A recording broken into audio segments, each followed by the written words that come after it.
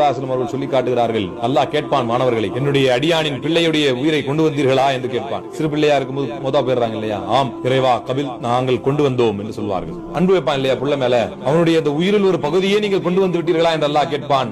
ஆம் நாங்கள் கொண்டு வந்தோம் இறைவா என்று மலக்குமார்கள் சொல்வார்கள். அப்போது அல்லாஹ் கேட்பான், என்னுடைய அடியான் எப்படி ரியாக்ட் பண்ணான்? அப்போது மலக்குமார்கள் சொல்வார்கள், அந்த நிலையில் கூட உன்னை அவன் புகழ்ந்தவனாக அல்ஹம்துலில்லாஹ் என்று தான் சொல்லிக் கொண்டிருந்தான். இன்னைக்கு நம்மள நிறைய பேர் அல்லாஹ் ஏதாவது சிரமத்தை கொடுத்துட்டு அல்லாஹ்வை இகழ்கிறார்கள்.